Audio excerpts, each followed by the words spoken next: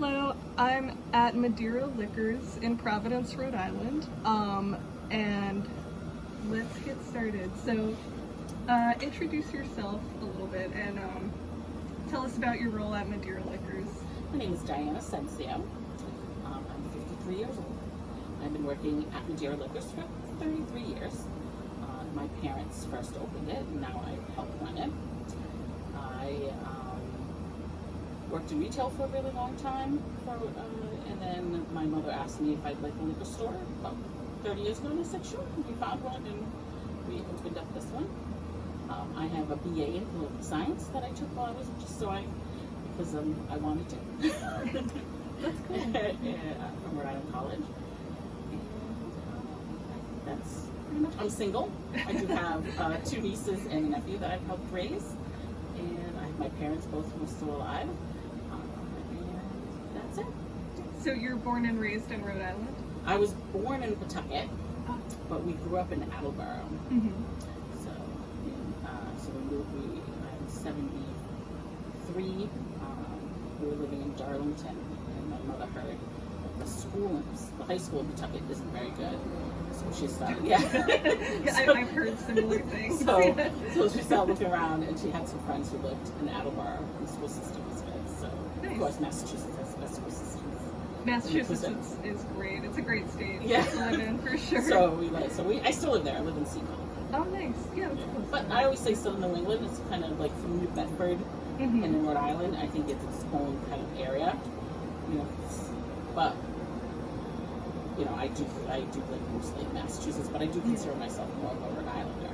Nice. Yeah. Cool. What is your first language, and what language do you speak at home today? My first language was Portuguese. Mm-hmm. I was born a year after my parents and my mother immigrated, so that's what we spoke in the home. But I learned English just from being around TV, the neighborhood kids. I never took English as a second language. I went to kindergarten speaking English just like the other kids. At home, my dad speaks straight Portuguese. My mother will do mostly Portuguese with a mix of English, and I do mostly English and Portuguese kind of mixed in, depending on who I'm speaking with my mom, it's a real mixture. With my dad, it's straight Portuguese. Nice. Yeah, I think it's common for there to be like a cultural fusion if you're first generation American. Do you ever use Portuguese here at your store? I do. Yeah. I'm actually might be using it right now. One of my neighbors said, "E pensa mãe fui para lá para baixo." Senhora Maria? Senhora Maria? E pensa ela tá, que a senhora diz alguma coisa e pensa ela tá ali dentro, sim. I think so. Just this manda. No, that's awesome. I'm gonna keep that in the video. Back when we moved here in '99, we had a lot more Portuguese customers that I used it a lot more with, and a lot of the older Portuguese customers who don't know English at all. I would do.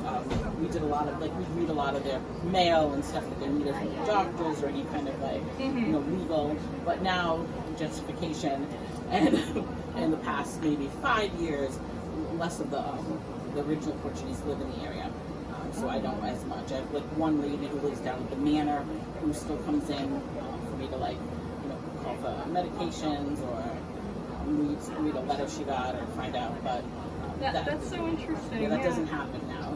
But much more less Portuguese area than it. Yeah. That's cool. It's cool that the community kind of works together. Yes. To help everyone kind of navigate in the U.S. That was my next question. So Providence, Rhode Island is historically very Portuguese. Mm-hmm. There have been a lot of generations of people immigrating here from Portugal or other Portuguese-speaking territories. Do you consider yourself more Portuguese, more American, or a mix of both? I'm more American. I'm very Americanized, but there's still the Portuguese, food, very family oriented. But then again, a lot of the immigrant population, the Italians, the Cape Verdeans, they're very family, Absolutely. But I do consider myself more American. But when the Portuguese play the American men in soccer, I do root for the Portuguese. I feel like, I mean, soccer isn't as much of a thing. Right. So, like, automatically, I feel like every other country's soccer team is better than the U.S. Nobody, like, is really into soccer right, here. exactly. But yeah, I mean, one of the biggest soccer players in the world is Cristiano Ronaldo, and he is from Madeira. Oh, really? He's Portuguese, but he's Madeiran. Is that where the store gets its Yes, name my from? parents are from the island of Madeira. Oh my god, that's so cool. Yeah, so which is a Portuguese territory off the coast of Morocco, about an hour and a half by plane from Lisbon, and about an hour and a half from the Azores too. Oh, So we're not Azorians, even though people sometimes will say, but we're not. We are Madeira. I think the Azores are like the most well-known. Around, yeah, because a lot more Azorians immigrated here than they did, like than the Madeirans did. More Madeirans went to Hawaii, South Africa, Australia, much a little because we're a warmer climate island, so we have things like sugar plantations, bananas. So they're, what they knew how to do, plant sugar, cultivate bananas, would go to the warmer climates, South Africa, Hawaii, warmer places. Is Madeira more in the southern hemisphere? It's right off of Casablanca, about 350 miles, so it's subtropical. Wow. So it means it never gets really anything below like 60, maybe 50 is a very rare thing. Now with climate change though, our summers it's much warmer than it used to be. Where you can swim up until I mean there really isn't a downtime where there was definite a winter.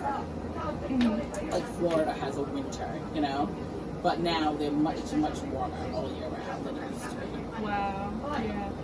It's really interesting that there's a lot of diversity of like climate and like nature. And it sounds like there are a lot of different, really, like different regions within Portugal. Yeah, it's different. Like people here like sweetbread. Madeirans don't really have. If you go to a bakery in Madeira, sorry to go too long. No, you're good. A bakery in Madeira, we don't really have sweetbread. And then our malasadas are not like the doughboys that the Azorians and people from the continent have. Ours are round, like fritters. And in Hawaii, that's their malasadas too, are round like fritters. But they do like sweetbread because there were Azorians who went to the Azores. Went to Hawaii, and that's where the Hawaiian sweet rolls. That's from Portugal. Oh wow. Yeah. Oh, I have no idea. Yeah. It sounds like there's a lot of Portuguese influence in a lot of different. Yeah, there was I read cultures. Very much, especially food. We seem to have like really gone into a lot of cultures like food, like tempura in Japan, tea, in England, the Portuguese princess brought, afternoon tea to the UK. Yeah, one of my parents is from Chile, and obviously Brazil is the largest country in Latin America. But there's a lot of kind of like similar like pastries and things like what you're talking about that also like kind of migrate to Colombia and other countries surrounding Brazil. Yes. So yeah, there's a lot of Portuguese influence just like everywhere, I think. Yeah, this is.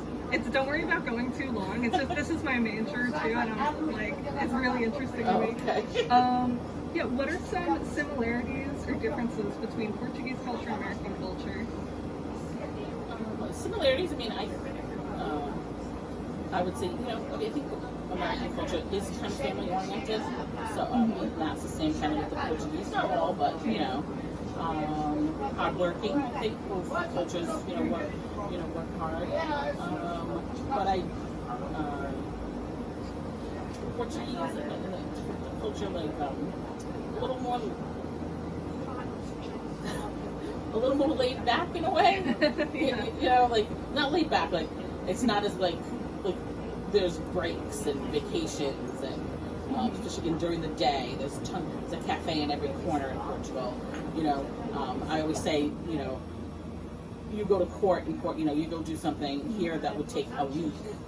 It could take 10 years. Oh, man. Because everything runs very slow. Like you have an appointment, say, somewhere at 11, maybe they'll see it 12 then. Like, so there's not, it's a lot more laid back. No one's really in a hurry to get anywhere. There's not, we're here, but there's more, and then I also feel like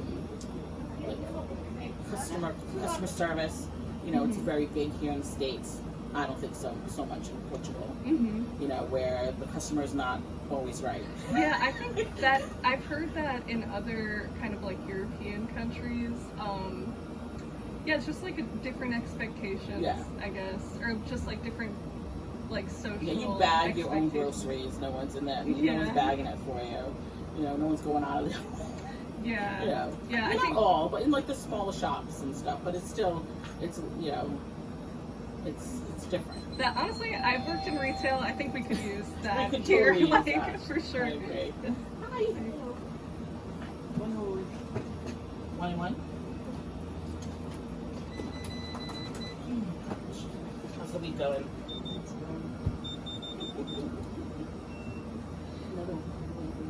I know. It's supposed to be, it's going to get hot, so that'll be good for you guys is outside. Yeah.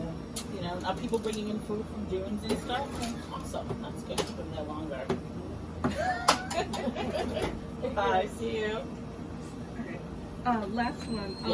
Tell us about the products here at Madeira Liquors, especially your favorites and any Portuguese products. My favorite liquor from is Beirão, which is a Portuguese orange liqueur, kind of like Grand Marnier. Mm-hmm. And that's like the Portugal natural, like national drink. Mm-hmm. And then we do specialize in Portuguese wines, so there are many different Portuguese wines.